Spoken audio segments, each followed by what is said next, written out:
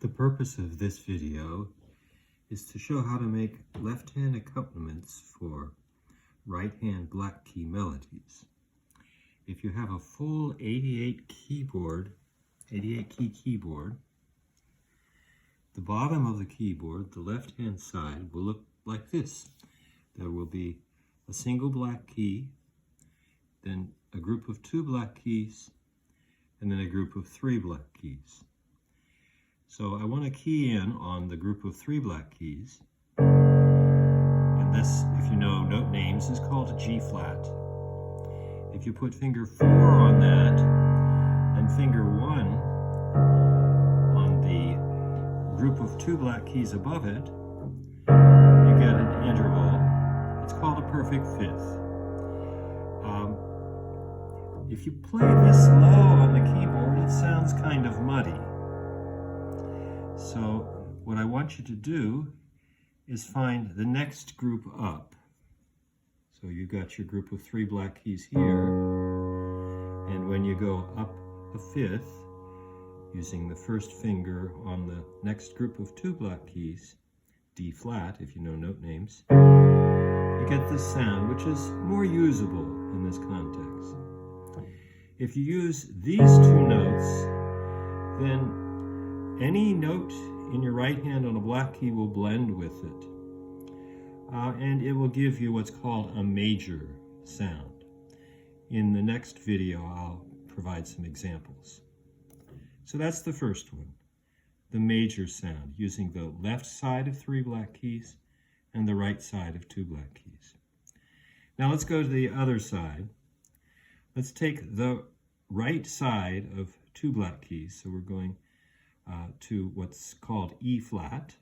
And then we're going to take the right side of 3 black keys, what's called B flat, and play those notes together. And that gives a set of notes that sound minor with most of the black keys. Again, I'll provide examples of that later.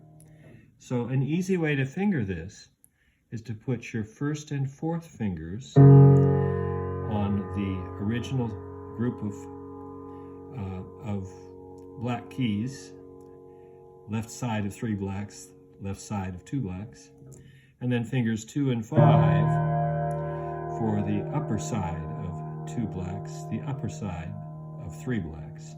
So the first one is major, the next one is minor. Now there are 2 more that are usable, and actually there are a lot more that are usable, but 2 more that I'm going to show in this video. One is to take the middle note of the 3 blacks and the upper note of 2 blacks, and you have what would be an A flat perfect fifth. And then another is to use the middle of the 2 blacks and then scoot down to the middle of 3 blacks and scoot down to the lower of 2 blacks, and we get this sound,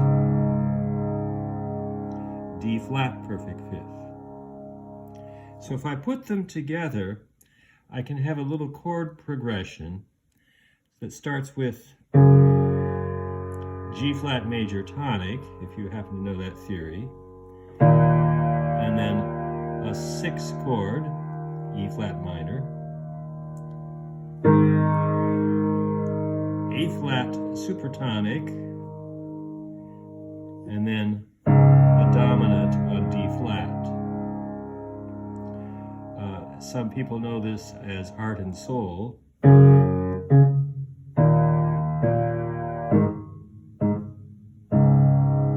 Very common chord progression that you can get using just black keys.